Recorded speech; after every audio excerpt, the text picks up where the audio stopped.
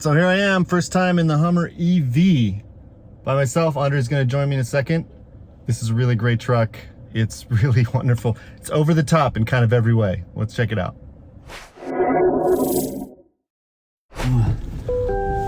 Okay.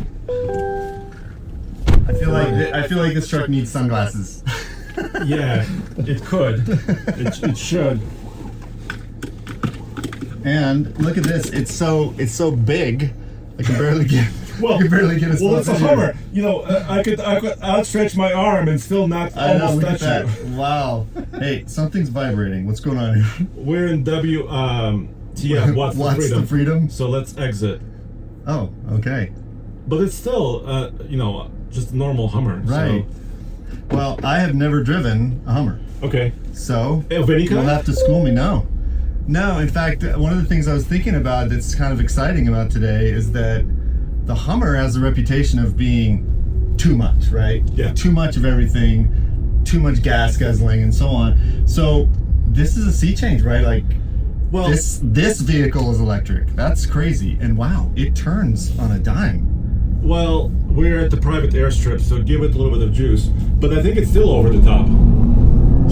And when I juice it, the front end comes up quite whoa, and then it dips down. Yeah. That regen is pretty crazy.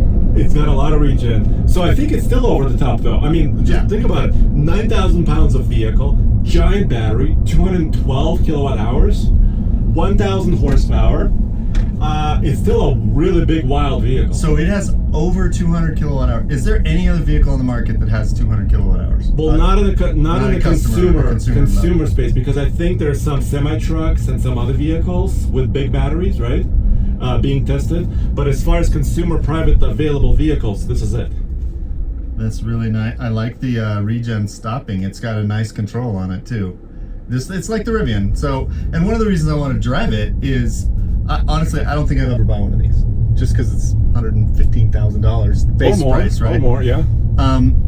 But like I said, it's a sea change kind of thing, and also this truck is designed to be tops of everything. Like, that's its whole point. It's, as you've said before, it's to shoot the moon. Yeah. And it did drag race the Rivian. I won't say which one won, because you'll have to go to the TFL truck, yeah. TFL truck to see that one. But it is crazy off the line, and it's really fun. So yeah, and like you said, it's really big, physically big. Right, it's tall. It does. It's got removable T-tops and the rear section. How do you feel like this is compared to the F-150? Because I feel it's about the same, width-wise. I think it's almost the same as the F-150. It's pretty, and it's super comfortable in the back. I was riding in the back when we did the 0 to 60 Lots earlier. of space. Yeah, lots of space. Yeah. And there's a lot of options to choose from up here. So I'm not sure what to do. But big screen. One thing I was going to ask if you could show me. Yeah. One of the features the Rivian does not have that it should have, and it probably will someday, is all of the camera. You can't select and look through a camera at any given time. And I've seen, in fact, you were the one that I showed on a previous video, that you can just pop over to another camera and look at all the different camera angles. There's a little Hummer symbol here, right? And by the way, they redesigned. Look at the little background. It looks like the moon, right? Oh, there it is. There's the moon. So, so there's a camera setting here. And of course you have different settings, cameras views while moving too. And if you're moving slowly, those are your front tires, so you can move it side to side. Oh yeah, look at that. So you can kind of see where your front tires are in relation to the ground. Yep. And then it has something else. This turning rate is crazy. Four-wheel steering. And so I'm turning, I mean, you can like 2/3 of this runway. You can turn around in a city street like that. Yeah, and it also has, let me see if I can find it, underbody cameras. Okay, that's brilliant, right? So see, there's two cameras, one pointing forward and one rear underneath the vehicle. The resolution is not the best. No, it's fine, you know, as long as it's there, right? Yeah. One thing that the Rivian doesn't do, when I put the tailgate down, it covers the camera. But there is a camera above the bed. Yes. And so it should just default to that camera, you know? So here's kind of in front of the vehicle if you're approaching an obstacle. This is all meant for off-roading, right? And the Rivian is also a pretty solid off-road truck. Oh, absolutely, yeah. Let's see. Can we do CrabWalk? Yes, hold on a second. Oh, that was a straight down view? Yeah, oh, this is a bird's eye. That's great. Nice bird's eye. This is a hitch. Nice hitch view. That's really useful. So, wait, just 1 second. Oh, that's the front and the rear, right there. So let me show you crab mode. So we went to off-road mode. That's one way to do it. Hold the button for four-wheel steering. Keep holding it. And the crab There's the crab. appeared. So now try it. Okay, so let's see. Now we're in CrabWalk mode. It's hard to tell what's happening here. Well, now you see you're almost going sideways. Oh my gosh, that's a strange feeling. Look at here. Look at the camera. Yeah. Let's go back this way. Doesn't it feel strange? It feels strange because when you turn the steering wheel, it doesn't actually turn the front of the vehicle. No, it just kind of slides. If I turn it further, it does. It starts sliding. It'll start actually turning, but I think it's because the crab mode has a certain degree that it goes to. Let's see if I do it if I'm less of turn. Yeah. So once I get back to this middle range, it stops turning the front of the vehicle and starts CrabWalk going sideways. Yeah. That's crazy.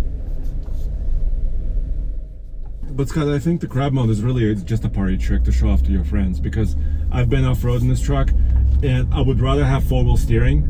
Yeah, you can't really predict where it's going. Yeah, it's hard to predict. I mean, like, yeah, if I was stuck here, I'm like, oh man, I gotta get out. Like, yeah, and then the back comes with it, but the front would have gotten out anyway. So I'm not sure. Yeah, it's a party trick, but it's kind of a cool party trick. Yeah, it's pretty sweet. So like when people come over to your house, you'd be like, check this out.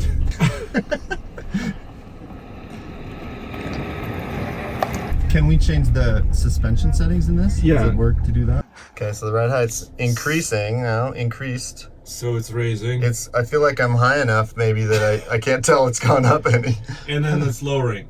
So entry and exit. So a lot of vehicles offer obviously that. Your Rivian has the same feature, right? It does have the same feature, and it's actually really useful. I use it often. In fact, just driving up here today, it was doing the automatic. It automatically lowers at a speed to get better efficiency. Oh yeah, now we're back in regular drive mode. That feels better. Yeah, it's no longer weird, right? But it still turns really tightly. Yeah. Like you can tell the back end is swinging, and it's not just following the front. Yeah. You feel that? That's crazy. And now, of course, it's helping you make a tighter turn, basically. Yeah. Now that I think would be really useful off-roading, because I can be like, oh, you know what? I need to make a turn here, and I can do it in a small amount of space. That's really great. Yeah, so that's kind of the trick of it. And, you know, it won't tow as much as the Rivian. It's ready to tow up to 7,500 pounds.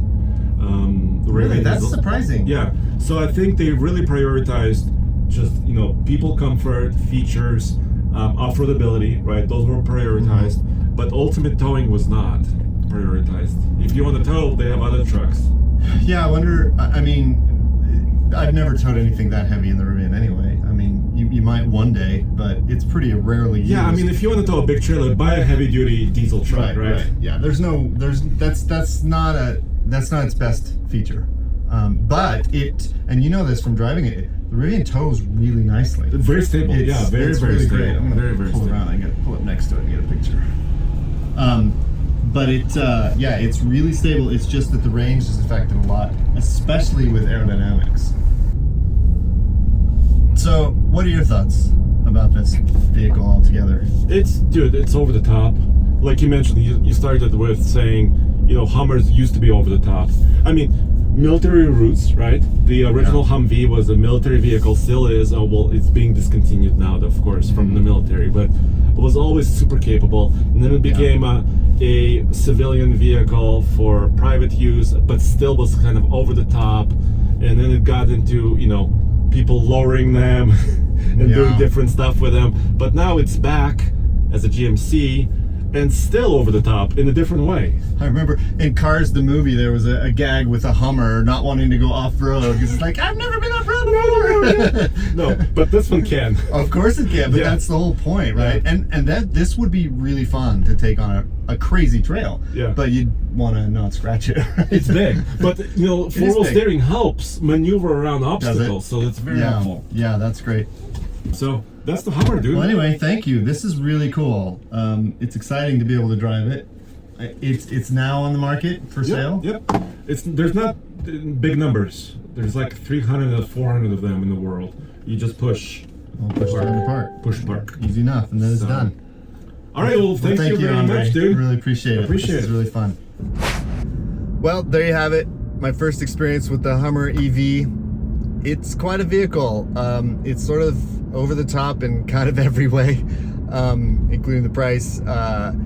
And it's great. It's great to see a vehicle like this that's over the top, that's electric. And it's electric for a reason. I mean, the performance is crazy. And it's got great tech and great features. So it's nice to see these sorts of vehicles come on the market. And special thanks also to Andre, Tommy, Ian, and Case for hosting me with TFL Truck. Class act folks all the way. Thank you so much. And we'll see you in the next one.